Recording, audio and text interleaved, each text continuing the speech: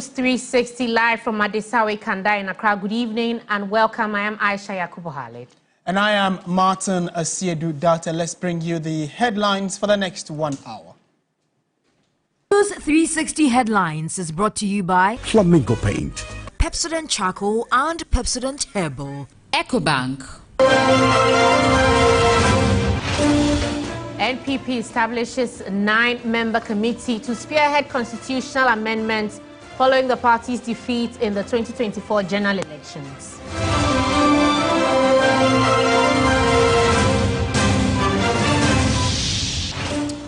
Also coming up, government says no jobs will be lost when the state takes over management of Damang mines on April 19.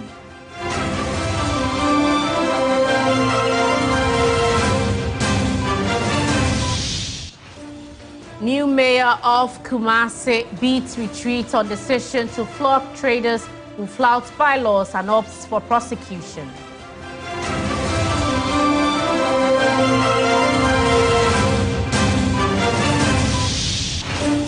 Later in business, the Ghana Private Road Transport Union GPRTU shoots down calls for downward adjustment in transport fares despite 5 consecutive drops in fuel prices since February. And in the UK, the Supreme Court unanimously rules that a woman is defined by biological sex.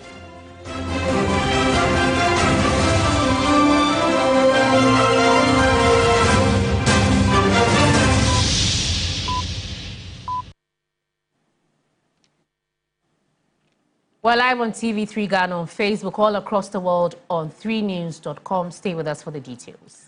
We're starting from the political front, and a lot has been happening in the last few hours. In fact, from early today, the New Patriotic Party has been busy, and currently what we know is that they have established a 9-member committee to spearhead constitutional amendments, a move deemed essential following the party's defeat in the 2024 general elections.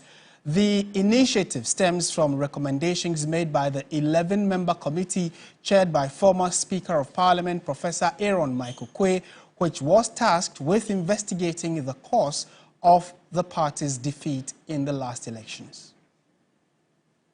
The committee, led by Reverend Professor Aaron Michael Quay, submitted their report to National Council.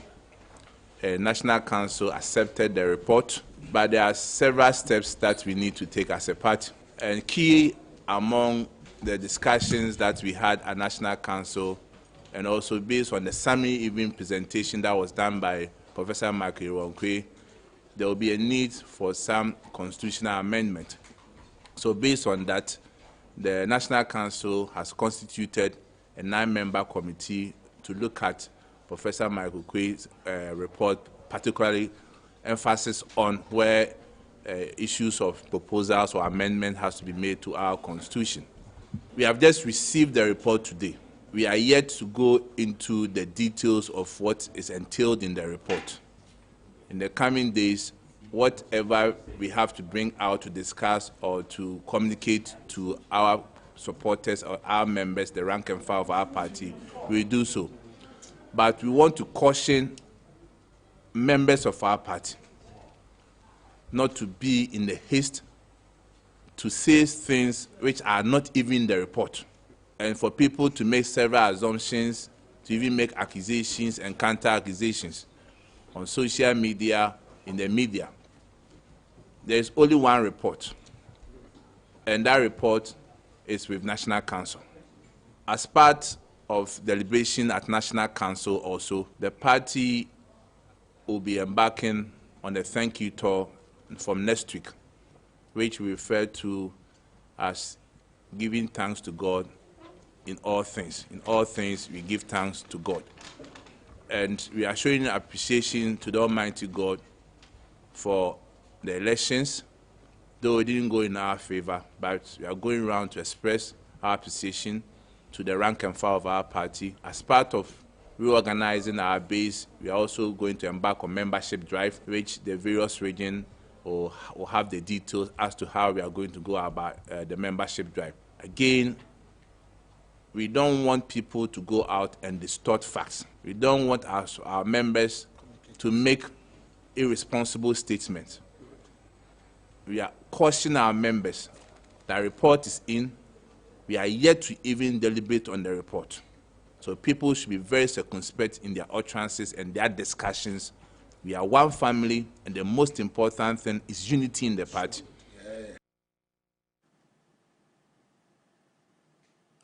Right, so that's the General Secretary of the New Patriotic Party, Justin Kodua Frimpong there. Now let's also bring you some other perspective of what must have led to the NPP's defeat as captured by Global Info Analytics a few weeks ago. In fact, this particular month of April, they undertook a tracking poll and it ended up indicating that the individuals on your screen right now may have contributed in different ways to the party's defeat. So they sampled around 8,000 people in over 88 different constituencies, asking who is responsible for the NPP's defeat as of the 2024 elections.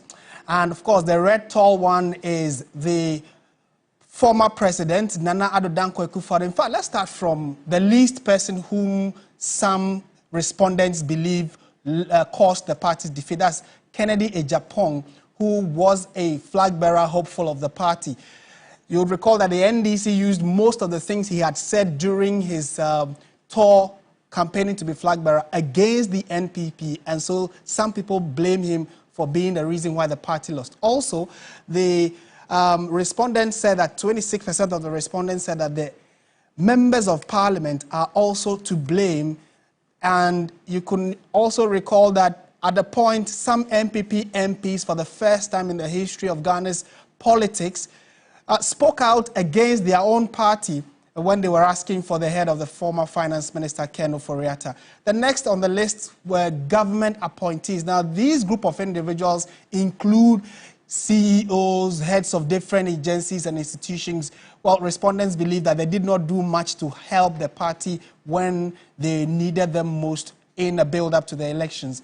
Dr. Matthew Poku Prempeh, the then running mate of the party, 33% of respondents said he also contributed in a way to the party's defeat. Next is 37% of the respondents believe the flag bearer, Dr. Mahmoud Bawumia, was also a factor leading to the party's defeat.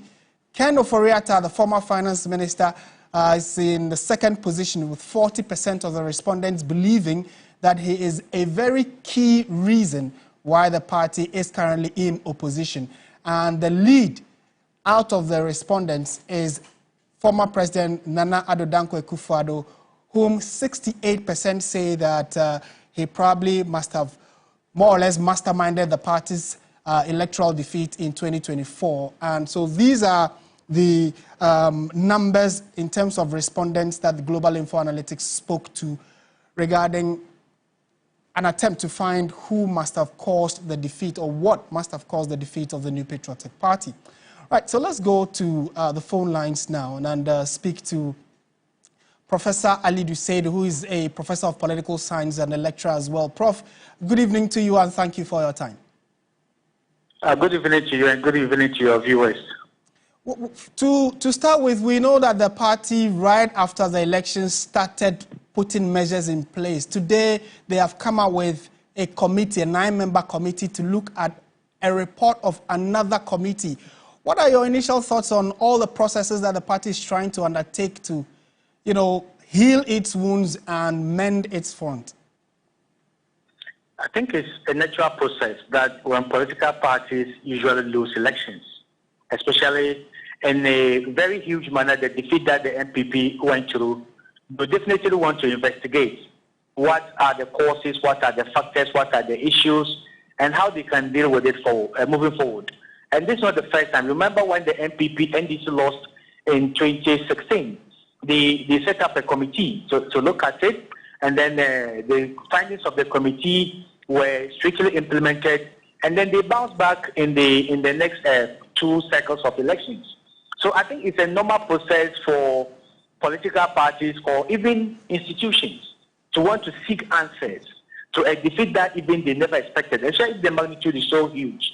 so that moving forward, they will understand the causes and how to handle it. So it's a normal part of the healing process. What it also does is that it does not only unite the party, but it also provides a healing process, gradual healing process, so that people know that at least something has been done about our defeat, serious measures have been taken, and then the report may guide them moving forward. So that is the first step.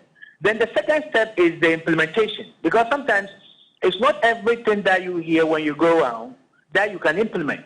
And even some of them, they may be good intentions, the recommendations, the suggestions that people that they have spoken to might have recommended to the committee also have to be thought through to be able to implement it in a manner that reflects the intention. So the second level of committee, I assume, is supposed to study the first committee and then maybe look at the possible implementation measures that can be put in place so that the intention of this original committee and the intention of the people that they spoke to as part of the healing process, and then the measures that they have recommended is actually implemented in a way that inures to the benefit of the NPP moving into 2028. Right. Prof, help me understand here. From a lot of the people we had spoken to prior to 2024 election, many blamed the economy and the management of the economy for why they voted against the NPP. It looks as though the party has also done a research with its people and come up with different reasons. How do you juxtapose the two, where majority of Ghanaians thought that the management of the economy was why they voted against the party, but the party probably out of the report would not know the details yet, but are saying that it's likely to be something else? So if you look at what happened last year was known as the year of elections. We had over 70 countries in the world that held elections, democratic elections. Out of this number, close to 80% of incumbents were defeated, either at the presidential level, at the parliamentary level, or at both levels. So last year's election was actually not good for incumbents. And if you look at the Pew Center in the United States that they researched, it suggested that majority of the reasons why incumbents lost was the performance of the economy across the world globally. So definitely it is going to be a major factor that the Ghanaian elections will feed into. But beyond the broader definition of the economy and the nature of the economy, every election is local. So I also believe, and it is true, if you look at other surveys that we have also done in the past, and even now, and even the report of this particular committee might have pointed out that there were specific local factors, in addition to the broader concerns about the economy, that might have contributed to the NPP's defeat. Right. And then you mentioned it as part of your introductory remarks that a survey was conducted and even specific individuals were blamed, apportioned by percentage of their contribution towards the defeat. So I think there are several reasons, and this particular committee's report might have chronicled them, and then maybe even suggest ways that it can be implemented in a way that reflects the intention of the people that they have spoken to. Okay. We've run out of time, but can you be brief for me on this? Madam Sarah Adjosafo is already speaking, questioning the credibility of this report even before it's released. The leadership is cautioning party members not to talk about content of the report because it's not even public yet. How do they navigate these very tricky waters? I think one of the serious challenges to work like this is to apportion individual blame. Yes, individuals might have contributed towards the defeat of the party, but the same individuals might have contributed in a way towards the victory of the party in subsequent elections in the past. So I think it should be collective ownership of the defeat, collective accountability and responsibility, and then there will be unity in the way it is implemented. If you're going to do it individually, especially in lieu to what people who have intention to contest, they will get it wrong. But second, I think reports like this, they should try and take out the most confidential part about strategy and make it public so that everybody who is speaking to this document, people will have copies and they know that you are either lying or you are being honest. Keeping it and secret will allow people to speculate more and even add things that is not in the report, and that will not inure to their benefit. Take out the most critical, important part and then circulate it so that when people are lying about the report, it will be very easy to ascertain, and then that can also curb disinformation moving forward. Right. Prof, thank you so much for your thoughts. As always, Professor Asiedu is a professor of political science and a lecturer at the University of Ghana Political Science Department. Meanwhile, the minority leader Alexander Penyomarking is demanding action from government in the handling of the Boko conflict. Speaking after the Party National Council and National Emergency Committee meeting, he also accused government of scheming to remove the Chief Justice as well as intimidating members of the opposition. We are also urging upon government to do all it can to ensure the peace in Boko. The situation is getting out of hand, and they inherited a peaceful country. They must keep it peaceful. What is happening in Boko, where security personnel don't feel safe, is not the best for our country. Second, we are also concerned about the persecution and the harassment of political opponents, particularly our party members and former appointees. MPs are now being harassed by expressing their views on governance issues. We urge government to demonstrate tolerance. After all, when they were in opposition, they were at liberty to raise a number of issues. The recent event at the residence of Reverend Ntim Fojo leaves so much to be desired. Very unfortunate. In any event, they could have used due process of law to, invite him. And then the final point, government must focus on issues of governance, creating jobs, and helping better the lives of the people. We are still aware that a lot more are being dismissed from various state institutions that are even very independent and are limited liability companies, and whose budget do not rely on government budgets. We are also concerned about an attempt by certain individuals in government to push for the removal of the Chief Justice. The judiciary should not be seen as part of the partisan political system in our country. All we need is to have an impartial judiciary to dispense justice. What is happening is unacceptable. All right, we're staying on the last subject that Penyomarking touched on, which is the CJ, the Chief Justice. So today there was a court case that was debated upon. The Attorney General, Dr. Dominic Ayine, says no law bars President Mahama from consulting the Council of State over petitions seeking to remove the Chief Justice. His statement stemmed from a call by former Attorney General Godfrey Dame to suspend the processes to remove Gertrude Tokonu, citing the injunction applications before the Supreme Court. Lord Eduasare was in court and reports. When the cases were called, 4 justices sat instead of 5.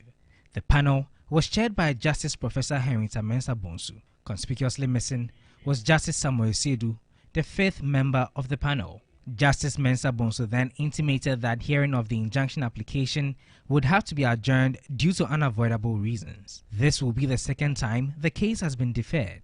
Both suits filed by Old Tafo Member of Parliament Vincent Asefua and citizen Ebenezer Oseiwusu are seeking to halt the processes initiated by petitions to remove Chief Justice Gertrude Tokonu.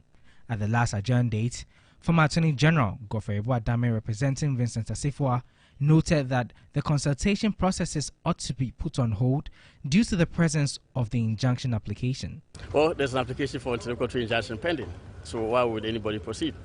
I'll find it quite interesting and quite odd, and be the height of a disregard for the rule of law if they proceed in that manner. So as far as you are concerned, you expect the President to halt the consultation with the Council of State while this is pending? It is not my expectation.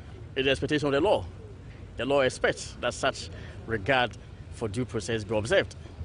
And so it will be actually a confirmation of their disregard for the rule of law. Reacting to the assertion by his predecessor, Attorney General Dr. Dominic Ayine indicated that no law prohibits a public officer, in this case the President, from performing his constitutional mandates. And in this matter, consulting with the Council of State regarding the petition to remove Chief Justice Gertrude Tokonu. The law is very clear that you cannot enjoin the performance of a constitutional or public obligation.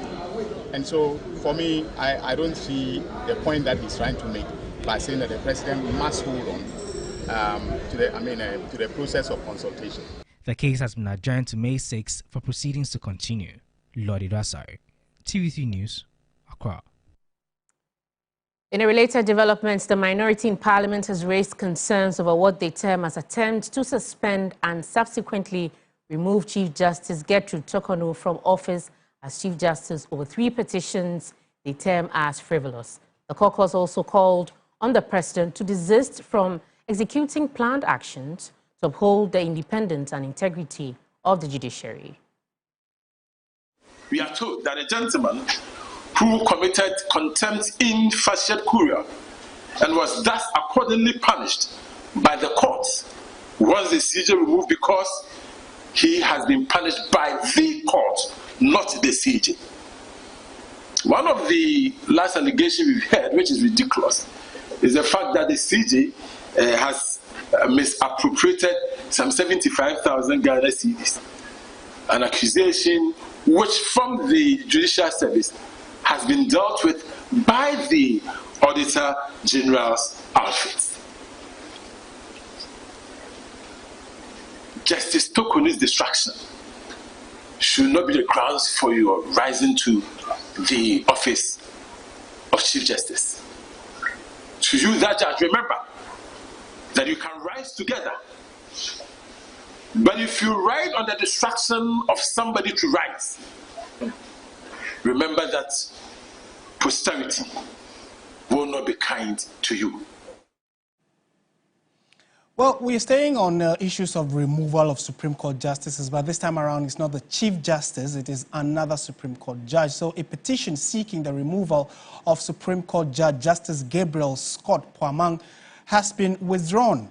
The petitioner, Samuel Ni Ajedua, who is a former clerk of the judge, filed the petition on the 17th of March. The petition, among others, asked the Chief Justice to remove the judge, citing lack of competence, poor performance, and questionable character in contravention of the standards required of a Supreme Court judge.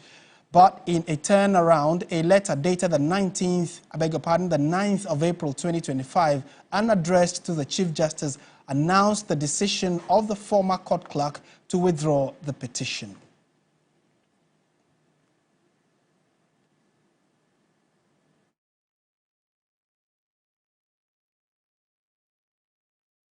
Still in the courts, the Teshinongwa District Court 2 has adjourned the case involving the shooting of Laurentia Nabole, also known as Nagamu, during her installment to May 7. This is because prosecutors are seeking more time to finalize investigations as they await the ballistic report. Meanwhile, an Accra High Court on April 9 denied an appeal for bail filed by lawyers of the suspect Samuel Ejay. The suspect, Samuel Ejay, who is facing charges of unlawful possession of firearms and murder, was brought to the court by the police CID Chief Inspector Zibo. The prosecutor, Chief Inspector Ignatius Imoru, prayed the court to grant them some more time to complete investigations and onwardly forward the docket to the Attorney General Office for advice. On April 9, lawyers of the accused filed an appeal at the High Court for bail for the suspect, but it was not granted. Families of all factions that matter in the case were present at the court premises to witness Wednesday proceedings. The accused person has been remanded in custody. Let's go to the Ashanti region now. The new mayor of Kumasi, Richard J. Ofori, popularly known as King Zuba, has said that he would rather consider using the courts to punish recalcitrant road invaders rather than flogging them. The mayor has come under public backlash for saying he would flog traders who sell at unauthorized areas within the city. King Zuba spoke to TV3 during his first cleanup exercise at the Asafo interchange. Is to make the job easy. I'm not coming to the pavement. You are in the middle of the road. You are cooking in the middle of the road on our side. I don't think everybody knows that thing to happen. So let them get off. As I have started cleaning, we have a 2-week period to get off the area so that we clean Kumasi and make the Kumasi look clean. As for those ones, the tangentials, if they are not there, we won't get it. Yeah. Bottom line is that other people have suggested jail terms instead of giving corporal punishment. So I want to adapt to that one and say, they want to be in prison, they want to go on remand for a month or two, do that. Instead of meting out instant punishment, we take them to court, but I'll make sure they spend time in prison. And now government says no worker of the diamond mines formerly operated by Goldfields Limited will be jobless when the state takes over the concession from April 19. This follows the company's inability to successfully renew its 30-year lease agreement. According to the Minister for Lands and Natural Resources, employees, contractors and service providers at the mine will not be sacked. No employee at that mine will lose his job. There will be continuity, there will be protection, there will be security for all workers, for service contractors. Every contract in place will be honored. And we are going to make sure that processes will be very transparent. The government of Ghana, as you know, passed the local content law, and was the people of Ghana were at the forefront of this effort to empower Ghanaians and to make sure that Ghanaians are in the forefront of the mining industry. That is what is going to guide this process. He added, Goldfields has failed to allocate any budget for exploration at the mine over the past 2 years. In essence, the company was not prepared as required by law to expand resources to conduct exploration activities with the view to converting the minerals resources into minerals reserves to support a mining program of mining operations, hence the decision. AGL failed to declare verifiable mineral reserves in its renewal application.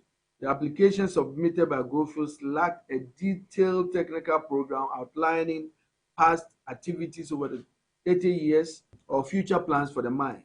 Without this critical information, government cannot properly assess the mine's historical performance or proposed direction. Goldfields has failed to allocate any budget for exploration at Daman over the past 2 years. In essence, the company was not prepared as required by law to expend resources to conduct exploration activities with a view to discovering new ore bodies or converting the mineral resources into mineral reserves to support a mining program of mining operations. The minister assured foreign investors to have confidence in investing in the Ghanaian economy as is transparency and openness. It's been more than 2 weeks since the kidnapping of 3 Chinese nationals on a Ghanaian registered fishing vessel, Mengxing 1. Updating the media, the director of naval operations said that the investigation team is yet to receive any trace of the people kidnapped.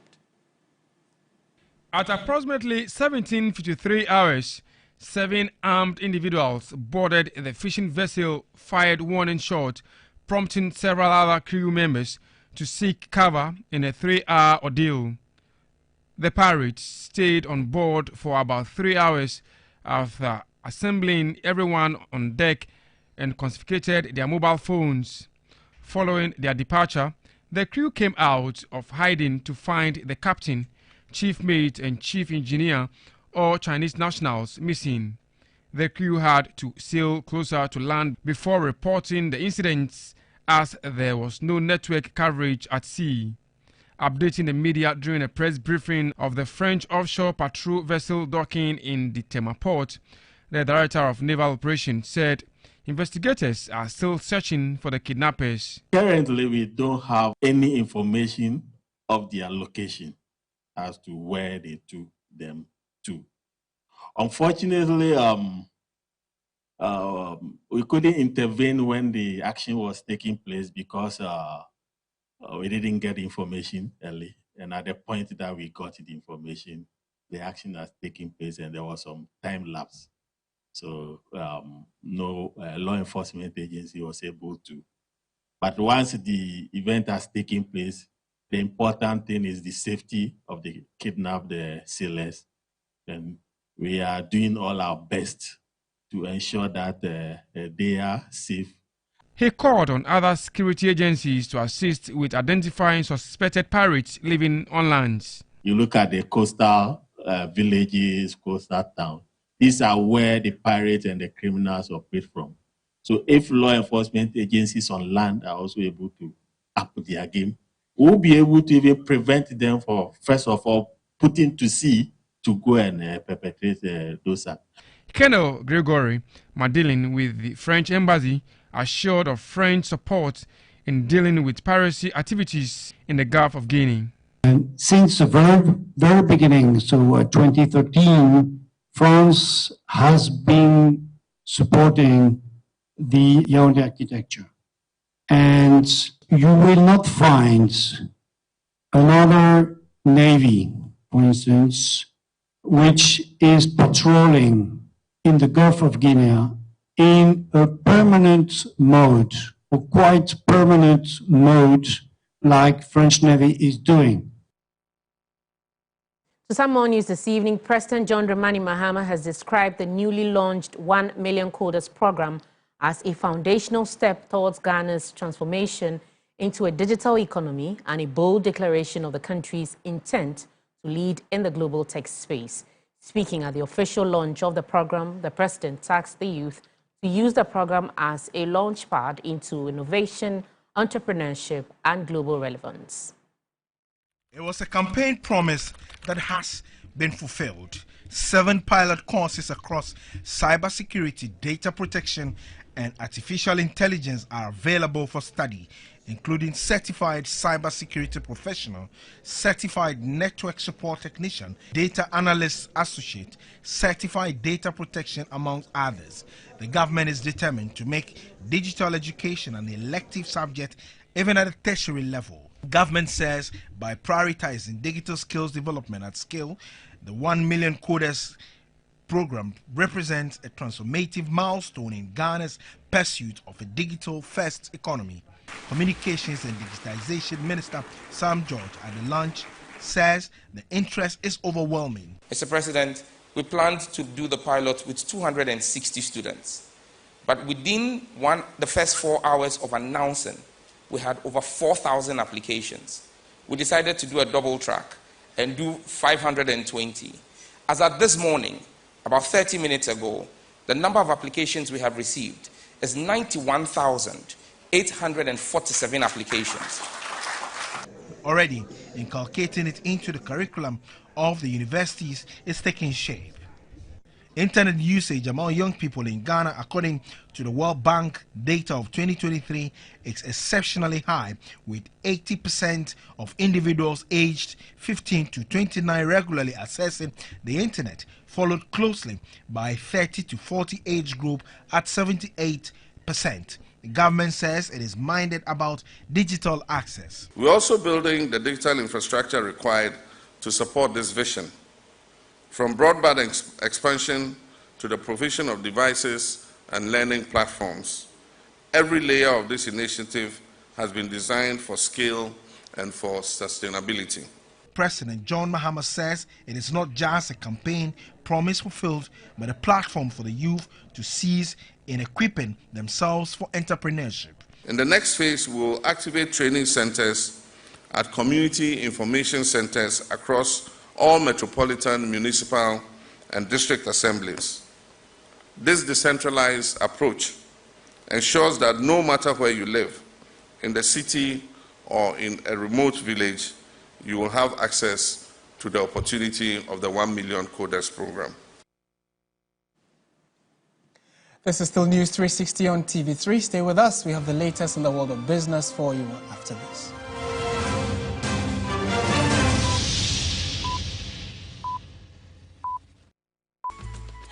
I love President Charcoal.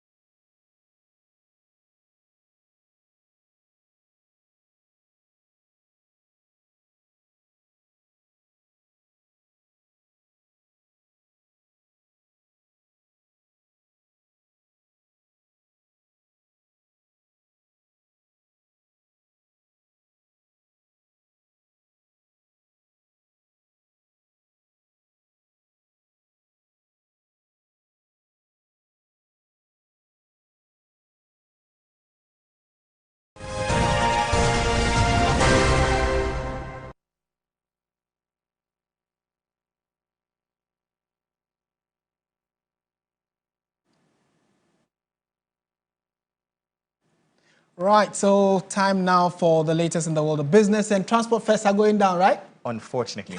Oh. Despite the many drops we've seen since the start of the year.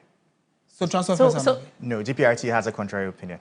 Oh, okay. We'll bring you the details shortly. Hello there, good evening and welcome to the business segment here on News 360. I am Michael Obodu. Now, the Ghana Private Road Transport Union, GPRTU, has shut down calls for downward adjustment in transport fares despite 5 consecutive drops in fuel prices since February. The Transport Union told 3 Business that a reduction in fuel prices is not the only indicator that influences transport fares. The Pricing Outlook report projects a 1.5% reduction in the price of petrol, bringing the litre price to approximately 14 cedis, 88 pesos. Diesel is also expected to see a 0.3% decrease, selling at around 15 cedis, 50 pesos per litre. Similarly, the price of LPG is projected to fall by 0.3%, with a kilogram anticipated to cost 17 cedis, 45 pesos, starting April 16, 2025. If implemented by the over 100 oil marketing companies, this will be the 5th consecutive price decline since February. Come down, definitely you have to reduce your prices. People are living around this country, sometimes they do their own thing. Transport is one of the big issues that we face in this country. So I think if it is being reduced, it will go a long way to help us. Why are they still keeping up to their price range? Why? They should reduce it. They have to reduce the fare since the fuel have come down. If it should be reduced right now and fuel prices also escalate, it's not going to give us that balanced price that we are all willing to have. I think the best thing is to have competition. If you don't reduce it, we'll just go with the cheaper option. Hopes of commuters anticipating a reduction in road transport fares have been dashed. They've had it wrong. You say we don't just increase lorry fares whenever fuel price shoot up by any margin. That's not the issue. We most often look at the fuel and other components that we use in running transport. Yes, some margin has been taken off, but it isn't yet up to where we can adjust our lorry fares downwards. Other component prices which went up stay there. It has never been reduced. Passengers will bear with us. Now, tax revenue from the mining industry is under significant threat due to the activities of illegal miners. Industry players lament that mining companies are forced to increase security measures to protect their assets and staff, thereby significantly impacting their revenues. Ghana, Africa's largest gold producer and one of the top 10 globally, is grappling with widespread illegal gold mining. This phenomenon significantly impacts the mining sector, a cornerstone of the Ghanaian economy, contributing substantially to GDP, employment, and foreign exchange earnings. Gold revenues increased to $11.6 billion in 2024, a 52.6% increase from the $7.6 billion recorded in 2023, with gold exports accounting for 57% of the country's total export revenue. Nimona Hafo South Mines General Manager Alex Kofienin highlighted the impact of illegal mining on the company's revenue during a working visit by the Parliamentary Select Committee on Lands and Natural Resources. If we have to prioritize the safety of our employees, which continues to be our priority, then we'll be looking at that instead of investing in the communities and the nation also benefiting from the business. If we have to employ a lot of security to keep illegal miners out, that money could have been channeled into something else. Chairman of the Select Committee, Alhaji Collins Dauda, emphasized the need for more stringent measures to tackle the problem. Galamsey that take place in water bodies, where you have people mining directly in the bed of rivers. We cannot accept it. Illegal operators who enter our forest reserves to mine illegally, that cannot be acceptable. And to deal with it, my view is that we can have a unit of the military, deploy them to be permanently around the river bodies, permanently stationed in the forest reserves. Nobody will dare do it. In an effort to improve education across Africa, the Meltwater Entrepreneurial School of Technology, MEST Africa, in collaboration with MasterCard Foundation, has announced the second cohort of 12 innovative companies for the MasterCard Foundation EdTech Fellowship in Ghana. This program aims at empowering the continent's brightest innovators to bridge gaps in learning through technology. Foundation EdTech Fellowship is an entrepreneurship acceleration program which supports Ghanaian EdTech startups with mentorship, financial aid, and resources to make technological impact in education. With a focus on inclusivity, the program centers on initiatives on artificial intelligence, mobile platforms, and adaptive tools to reach underserved populations, especially women, youth, and learners in the rural areas. Strategic Director for West Africa, Gregory Kusa, said they are looking forward to making a wider impact with this year's cohort. We're not only building on that momentum, we're raising the bar. Each selected venture will be tasked with reaching at least 8,000 new learners every year with clear targets: 50% women and youth, 50% rural learners, and 15% people with disabilities. The head of strategic partnerships at MasterCard Foundation, Suraj Shah, highlighted on the essence of the fellowship. This year we are seeing a lot more solutions that help address inclusivity, learners with disabilities, learners, and making sure gender. That is something that also we're very, very intentional about in this fellowship and elsewhere, so that our approach, our solutions are designed to make young women also participate. The technical advisor to the Minister for Education, Professor George K.T. Odru, said government is making significant efforts to enhance technology in education with STEM and TVET and are committed to promote EdTech in the education system. Across the country, we are expanding access to STEM-focused education by gradually integrating science, technology, engineering, and mathematics into the curriculum of senior high schools, prioritizing TVET education and creating pathways that prepare students for advanced study and innovation. The event saw the unveiling of 12 fellows who were selected from competitive applicants and are set to tackle present challenges. We'll bring you updates now from the currency and the commodities market.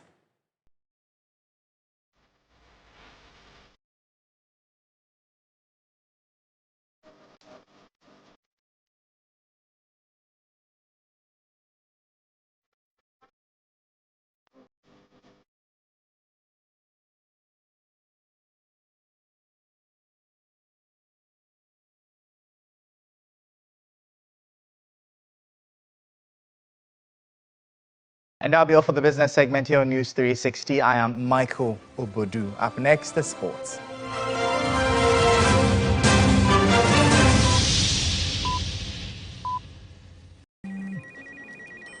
She's coming. She's coming.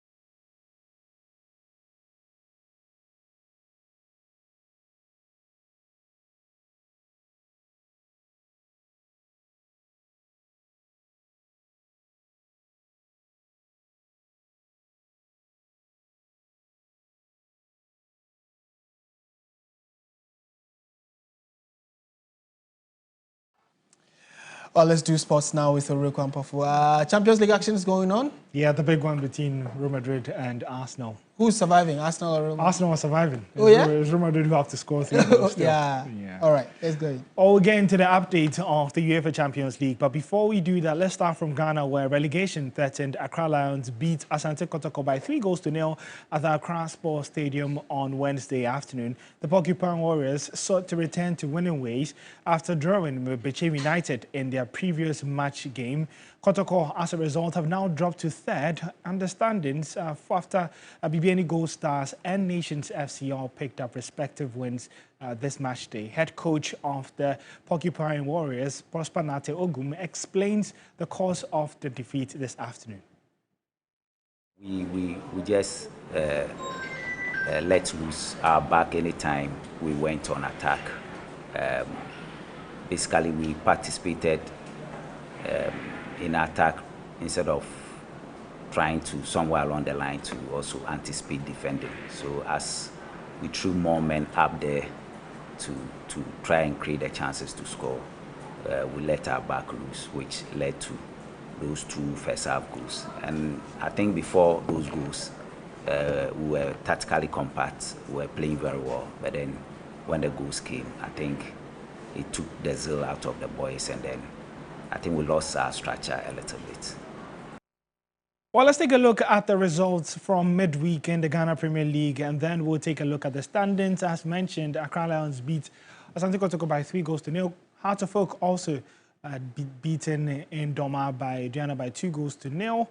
Some really good results going round, especially for BBN Gold Stars, who went away to beat Bechem United. We'll be understanding that in a bit when we look at the table.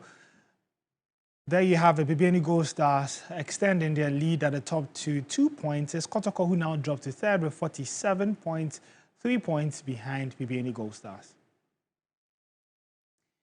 Then Accra Lions, scared to see that 3-0 win over Asante Kotoko, climb out of the bottom 3, which now sees Nshachiman, Legon Cities and Karela in it.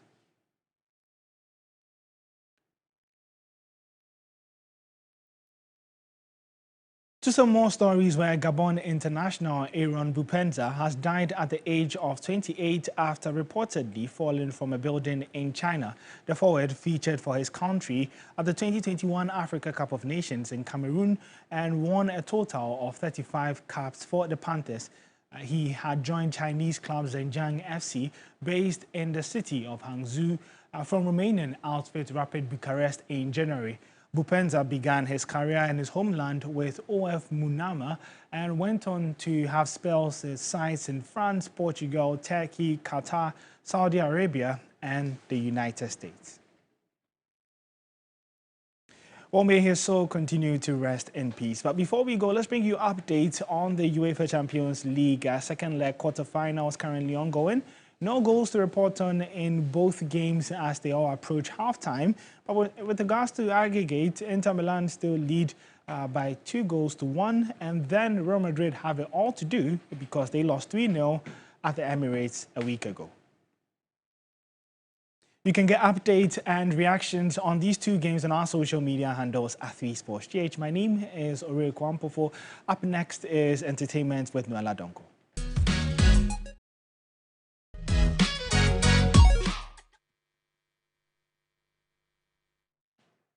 Well, good evening. Let's get into some entertainment news updates here on News 360.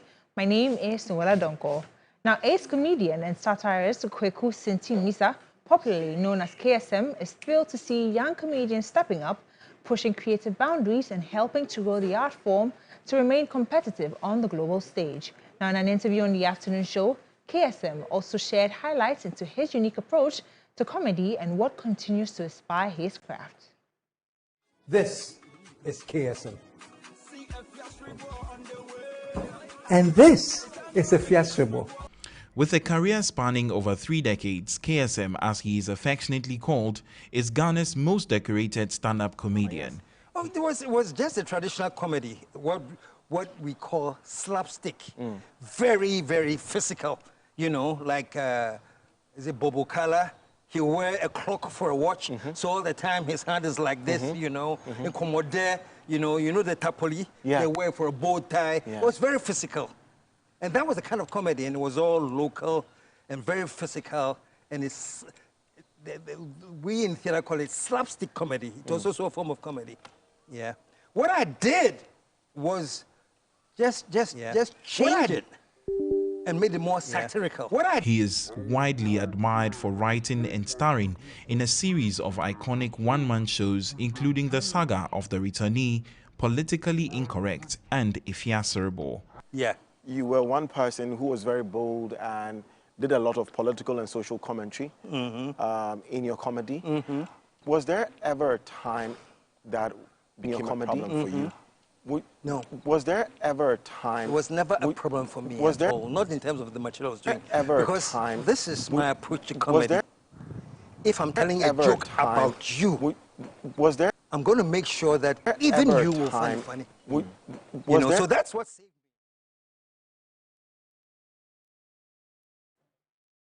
Now to some more stories. Ghanaian music sensation Black Sherif is in the news for chalking another remarkable feat.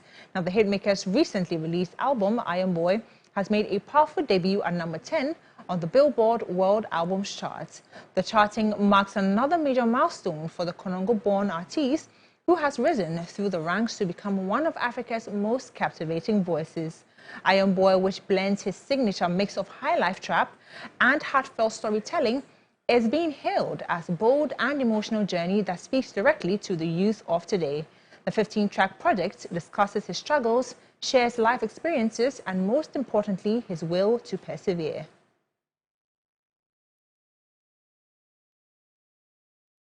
But that's it for the entertainment news segment here on News 360. My name is Noella Donko. Let's now take a look at what is happening on the international front. Judges of the UK Supreme Court have unanimously ruled that a woman is defined by biological sex under equalities law. It marks the culmination of a long-running legal battle, which could have major implications for how sex-based rights apply across Scotland, England and Wales. The court decided with Campaign Group for Women Scotland, which brought a case against the Scottish government arguing that sex-based protections should only apply to people that are born female.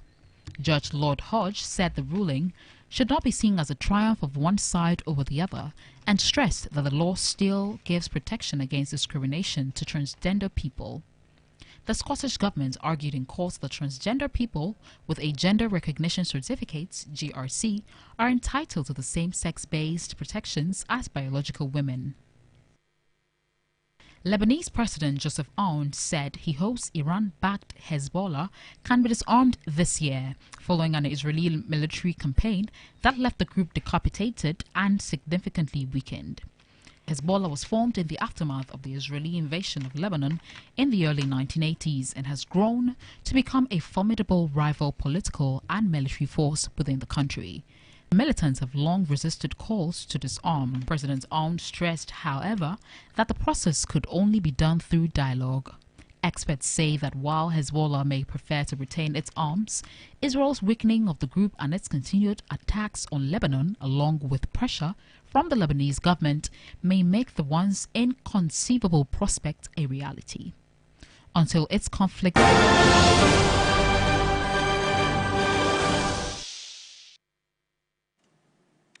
Thank you very much for staying with TV3. That's it for News 360 at 10 o'clock. Alfredo Kansi will be coming your way with Ghana Tonight. I am Martin Asiedu Dartey. And I'm Ayisha Yakubu. Good evening.